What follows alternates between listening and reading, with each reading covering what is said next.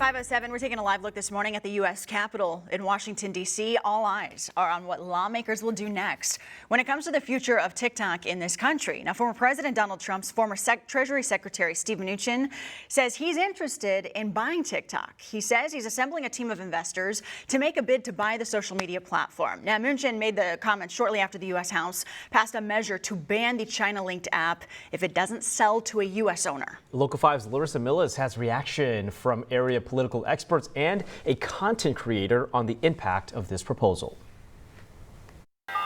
With 150 million American users, TikTok is one of the most popular social media apps. But now casual consumers and content creators might soon have to face the reality of an America without TikTok. After becoming a teen dad, Boone resident Cole Burge started sharing his family's life on TikTok. That's kind of how I ended up with the following I have now, is from being a teen parent.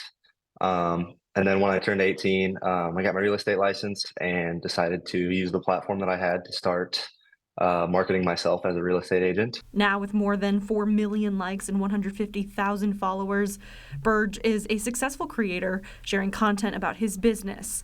If TikTok were to be banned, he says many people like himself could lose out on business opportunities. The mass impact of that is that level of marketing and that reach is gone. It's an entire platform that some people rely on. Despite mass protests from TikTok users, many politicians all across the country are in favor of the bill.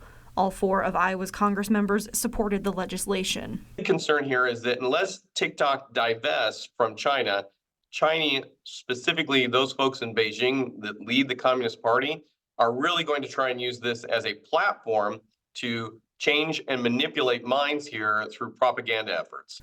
Those claims of Chinese propaganda and TikTok's addictive nature through personal algorithms are cited as reasons to ban the app. The primary goal of most of these platforms is time on platform.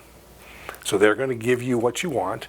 They're going to drive you in the direction that makes you stay and come back. But many see the attempt to ban the app as an act of censorship. What this bill is going to do is it's going to impact the First Amendment rights of 170 million plus Americans that they use the app every day for communication with friends and family, for sharing their views, for running their business, for really almost everything. President Joe Biden has stated if the bill passes out of the Senate and makes its way to his desk, he would sign it into law.